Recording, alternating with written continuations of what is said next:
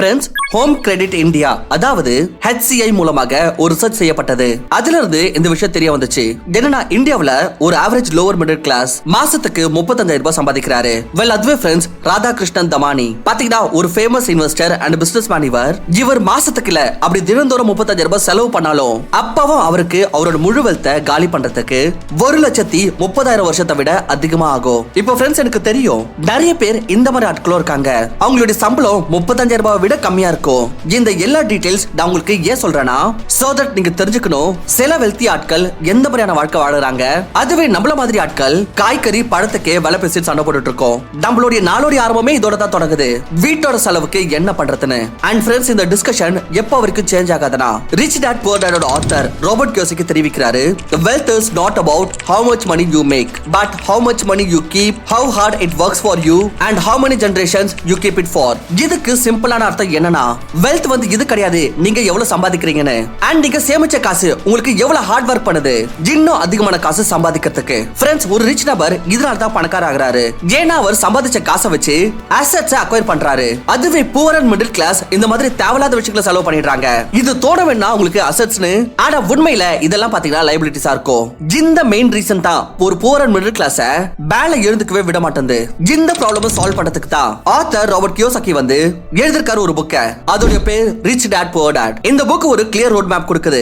இந்த மாதிரி ஆட்களுக்கு யார் அவங்களுடைய ஃபைனான்ஷியல் கண்டிஷனை மாத்தணும்னு விரும்புறாங்களோ, ஆத்தர் ராபர்ட் கியோசாகி வந்து இந்த புக்ல சில முக்கியமான கீ லெசன் சொல்லிருக்காரு. இது ஸ்டெப் பை ஸ்டெப் உங்களோட மைண்ட் செட்டை டெவலப் பண்ணி உங்களை ஃபைனான்ஷியல் ஃப்ரீடம் நோக்கி கொண்டு போகும். அண்ட் ஃப்ரெண்ட்ஸ், அப்படி நீங்க இந்த லெசன்ஸை சரியாக புரிஞ்சுக்கிட்டீங்கன்னா அப்புறம் நீங்க வெல்தி ஆகிறத யாராலையும் தடுக்க முடியாது. சோ சீக்கிரமா வீடியோக்கு லைக் பண்ணிட்டு சேனலுக்கு சப்ஸ்கிரைப் பண்ணிக்கோங்க.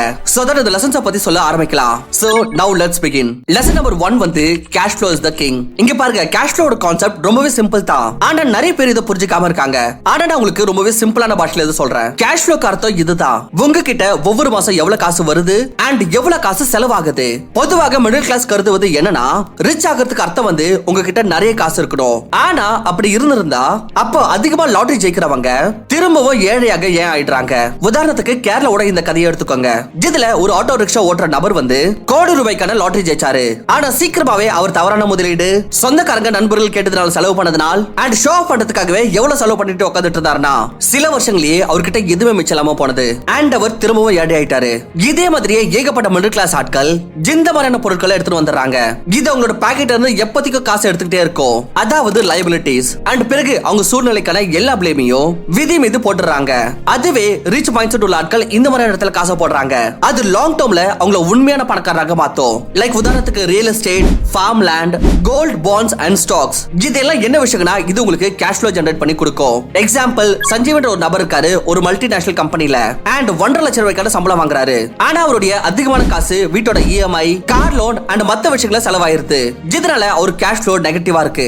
ஏன்னா அவரோட மொத்த சம்பளமும் செலவாயிருது. அதுவே ராகுல் பாத்தீங்கன்னா ஒரு ரியல் எஸ்டேட் இன்வெஸ்டர் இவர். அண்ட் அவர் வந்து அவர் சாலரியில இருந்து சில காசை சேமிச்சு ஒரு பிளாட் வாங்கியிருக்காரு. அங்கிருந்து அவருக்கு 30,000 ரூபாய்க்கான எக்ஸ்ட்ரா வருமானம் கிடைக்குது. கூடவே ப்ராப்பர்ட்டியோட விலையும் அதிகமாகுது. இதனால ராகுலோட கேஷ் ஃப்ளோ பாசிட்டிவா இருக்கு. ராபர்ட் கியோசாகி சொல்றாரு, நீங்க வந்து இந்த மாதிரி ஒரு செல்ஃப் சஸ்டைனிங் ஃபைனான்ஷியல் ஈகோசிஸ்டமை உருவாக்கணும். இத ஒரு வாட்டி ஆரம்பிச்சதுமே அப்ப நேரத்து கூடவே உங்க வெல்த்தை அதிகரிச்சுக்கிட்டே இருக்கணும். லெசன் நம்பர் 2 வந்து assets over liabilities. Author Robert Kiyosaki rich dad poor dad book எழுதுறதுக்கான மிகப்பெரிய காரணமே இதுதான். மக்கள் அசெட்ஸ் அண்ட் லைபிலிட்டிஸ்க்கு இடையே இருக்கிற உண்மையான வித்தியாசத்தை தெரிஞ்சுக்கணும். ஆத்தர் வந்து இதுல சொல்லியிருக்காரு, அசெட்ஸ் இது எல்லா ஒரு விஷயங்கள் எதுல உங்களோட பாக்கெட்ல காசு போடுதோ, அண்ட் லைபிலிட்டிஸ் என்னன்னா எதுல உங்க பாக்கெட்ல இருந்து காசை வெளியே எடுக்குதோ. உதாரணத்துக்கு நம்ம பொதுவா வீட்டை வந்து ஒரு அசெட்டாக கருதுவோம். ஆனா அப்படி நீங்க இந்த மாதிரியான ஒரு வீட்டை தங்கிட்டு இருக்கீங்கன்னா அதோட maintenance, bills and property tax நீங்க கட்ட வேண்டியதா இருந்ததுன்னா அப்ப ராபர்ட்டுக்கு பிரகாரம் இது ஒரு அசெட் இல்ல லைபிலிட்டியா. ஏன்னா இது டே பை டே உங்களோட பாக்கெட்டை காலி ஆக்கிட்டு இருக்கு. அதுவே உங்களுக்கு இன்னொரு வீடு இருக்கு, அதை நீங்க ரெண்டுக்கு விட்டு இருக்கீங்க அண்ட் அங்கிருந்து உங்களுக்கு ரெகுலர் மந்த்லி இன்கம் கிடைச்சிட்டு இருக்கு. அப்ப இது உங்களுக்கு வந்து ஒரு asset. However poor and middle class மக்கள் யோசிக்கிறாங்க, அவங்க எவ்வளவு அதிகமான விஷயங்கள் வாங்கி சேர்க்கிறாங்களோ அவங்க அந்த அளவுக்கு பணக்காரங்களா தெரிவாங்கன்னு. ஆனா உண்மையான வெல்த் விஷயங்களை அக்வயர் பண்றதுனால இல்ல, பதிலா கண்டினியூஸ் கேஷ் ஃப்ளோனால உருவாகும். நீங்க பார்க்க வேண்டியது இருக்கோ எந்தெந்த விஷயம்லாம் உங்களுக்கு கேஷ் கொண்டு வருதுன்னு அண்ட் எந்தெந்த விஷயங்களா உங்களோட காசை காலி பண்ணிட்டு இருக்குன்னு. ரிச் அண்ட் ஃபேமஸான செலிபிரிட்டிஸே பாருங்க, எல்லாருக்குமே எதனா ஒரு பிசினஸ் இருக்கும். அது அவங்களுக்கு எந்த ஒரு இன்வால்வ்மெண்ட்டும் இல்லாமலே பணம் சம்பாதிச்சு கொடுத்துட்டே இருக்கும். இல்லனா இந்த மாதிரி எதனா ஒரு ப்ராப்பர்ட்டி, அதுல இருந்து அவங்களுக்கு ரெகுலர் ரெண்டல் இன்கம் கிடைக்கும். இல்லனா எதனா சில ஸ்டாக்ஸ் அவங்க வாங்கி இருப்பாங்க, அதுல இருந்து உங்களுக்கு ரெகுலர் டிவிடெண்ட் இன்கம் வரும். ஃபார் எக்ஸாம்பிள் வாரன் பஃபெட்க்கு 5.2 பில்லியன் டிவிடெண்ட்ஸ் ரிசீவ் ஆயிருக்கு ஜஸ்ட் 7 ஸ்டாக்ஸ்ல இருந்து. நெக்ஸ்ட் லெசன் நம்பர் 3 வந்து work to learn, don't work for money. Friends, உங்களுக்கு ஞாபகம் இருக்கா கடைசியா நீங்க என்ன ஸ்கில் கத்துக்கிட்டீங்க? எது உங்களுக்கு பணம் சம்பாதிச்சு கொடுத்திருக்குமோ? கண்டிப்பா எதுவுமே இருக்காது. இதுதான் ரொம்ப பெரிய டிஃபரன்ஸ் ஒரு ரிச் அண்ட் புவர் கிளாஸ்க்கு இடையே. நமக்கு வெறும் ஒரு வேலை செய்யணும், ஏதோ செஞ்சு பணம் சம்பாதிக்கணும், சோ தட் வீட்டோட செலவு பார்த்துக்க முடியும், சோ தட் நம்மளுக்கு தெரிஞ்சவங்களுக்கு சாப்பாடு கொடுக்கணும். உண்மையில தவறுன்னு பாத்தீங்கன்னா இதுல நம்மளது கிடையாது, பதிலா ஸ்கூல்ஸோடது தான். நம்ம வந்து 12ல இருந்து 15 வருஷம் இததான் கத்துக்கிறதுல செலவு பண்ணிருக்கோம், வேற ஒருத்தருக்கு கீழே எப்படி வேலை செய்யணும்னு. இந்த மாதிரி எப்பவுமே நம்ம கத்துக்கிறதே இல்ல, அவுட் ஆஃப் த பாக்ஸ் எப்படி யோசிக்கணும்னு. இதுதான் மெயின் ரீசனே. நம்ம புதுசா எதனா செய்ய, புதுசா எதனா கத்துக்க ட்ரையே பண்றது இல்ல. 90% ஆட்கள் 9 to 5 ஜாப்ல இருந்து வீட்டுக்கு வராங்க அண்ட் மிச்சம் இருக்கிற சமயத்தை ரீல்ஸ் பார்க்கறதுல வேஸ்ட் பண்ணிடுறாங்க அண்ட் வேற எதுவும் கத்துக்க ட்ரை பண்றது இல்ல. ஆனா ராபர்ட் கியோசாகி சொல்றாரு, வேலை கத்துக்கிறதுக்காக பண்ணுங்க, பணம் சம்பாதிக்கிறதுக்காக கூடாது.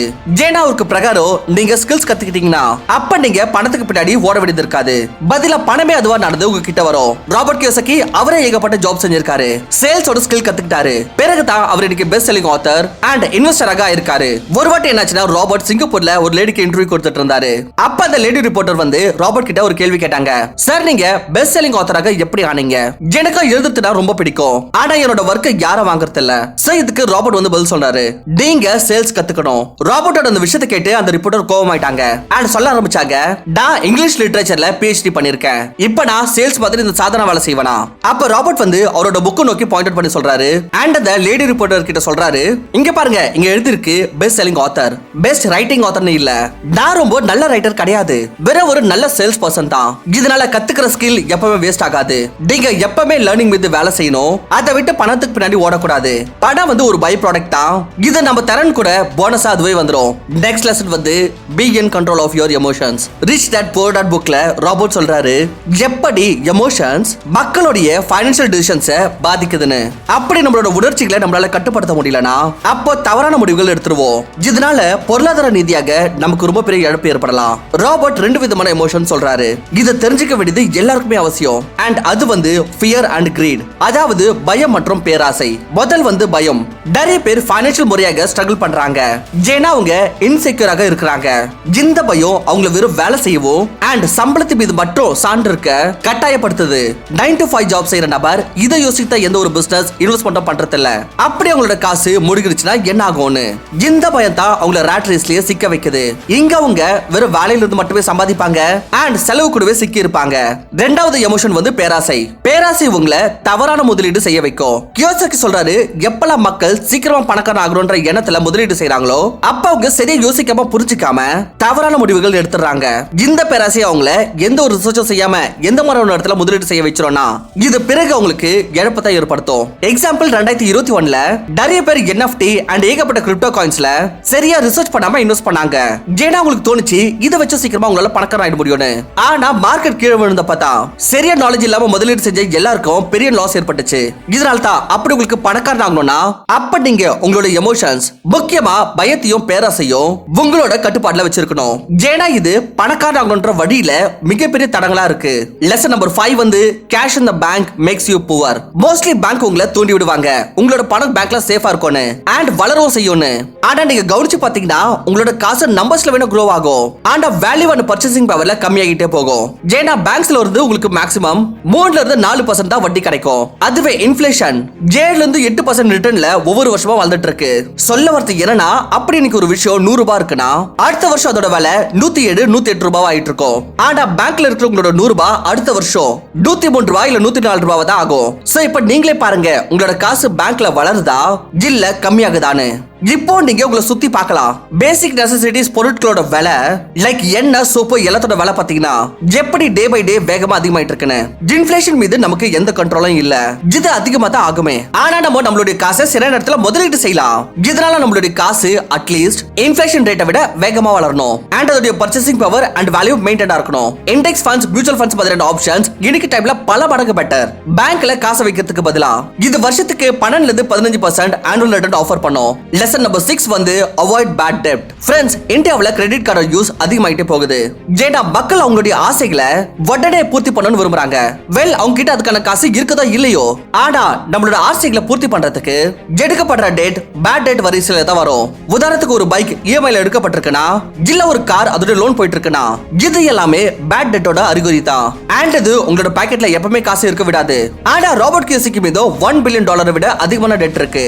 ஆனா இந்த டெட் பாத்தீங்கன்னா ஒரு குட் டெட். ராபர்ட் சொல்றாரு, அப்படி நீங்க $1 கோடி ஒரு ப்ராப்பர்ட்டி வாங்குறீங்கன்னா, இதுக்காக நீங்க 20 லட்சம் ரூபாய்க்கு டவுன் பேமெண்ட் பண்றீங்கன்னா, அண்ட் 80 லட்சம் ரூபாய்க்கு லோன் போடுறீங்கன்னா, 8% இன்ட்ரெஸ்ட்ல அண்ட் 30 வருஷத்துக்கு இஎம்ஐ போடுறீங்கன்னா, அப்ப நீங்க 58,700 ரூபாய் ஒவ்வொரு மாசமா இஎம்ஐ கட்ட வேண்டியது இருக்கும். ஆனா அப்படி இதே ப்ராப்பர்ட்டியை ரெண்ட்ல விட்டீங்கன்னா, அண்ட் உங்களுக்கு 6ல இருந்து 7% ரெண்டல் ஈல்ட் கிடைச்சாலும், அப்ப உங்களுக்கு ஒவ்வொரு மாசமும் 60ல இருந்து 70,000 ரூபாய் ரெண்டும் ரிசீவ் ஆயிட்டு இருக்கும்.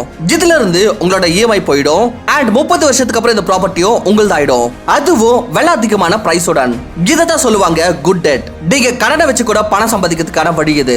நெக்ஸ்ட் அண்ட் லாஸ்ட் லெசன் வந்து lesson number 7, mind your own business. உலகத்தில் இருக்கிற 90% ஆட்கள் எப்பவுமே பணக்காரன் ஆக முடியாம போகுது. ஏன்னா அவங்க வாழ்க்கை முழுவதும் ஒரு ஜாப்க்கு பின்னாடியே இருக்காங்க.